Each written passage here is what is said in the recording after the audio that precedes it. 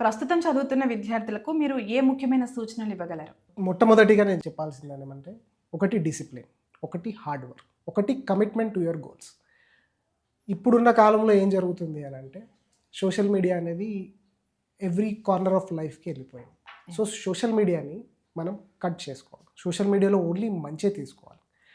ఇంకొకటి మేజర్గా నేను స్టూడెంట్స్కి ఏం చెప్పదలుచుకున్నా అంటే, అసలు మార్నింగ్ మనం లేవగానే వెన్ వి గెటప్ మనం ఒక టైం టేబుల్ వేసుకోవాలి. ఈరోజు ఇది చేసుకోవాలి, ఇలా ఉండాలి అని చూసుకోవాలి. And hard work is the most important thing మనం చేసుకోవాలి. సోషల్ మీడియాని పక్కన పెట్టి ఎప్పుడైతే మనం టెక్స్ట్ బుక్స్ చదువుకుంటామో, బుక్ని మనం ఎప్పుడైతే ఫ్రెండ్గా చేసుకుంటామో, లైఫ్ అనేది ఆటోమేటిక్గా ఫ్రూట్ఫుల్గా అవుతుందని నేను అనుకుంటున్నాను. స్టూడెంట్స్ కూడా అదే చెప్పాలనుకుంటున్నాను.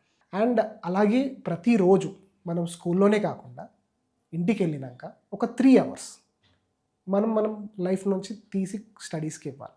సో ఇది చేయడం వల్ల ఏంటి యూజ్ అని అంటే, మనం ఎప్పుడైతే ఈ అలవాటు చేసుకుంటామో, మనం లైఫ్లో ఎదుగుతున్న కొద్దీ ప్రాబ్లమ్స్ కూడా అలాగే ఎదుగుతాయి.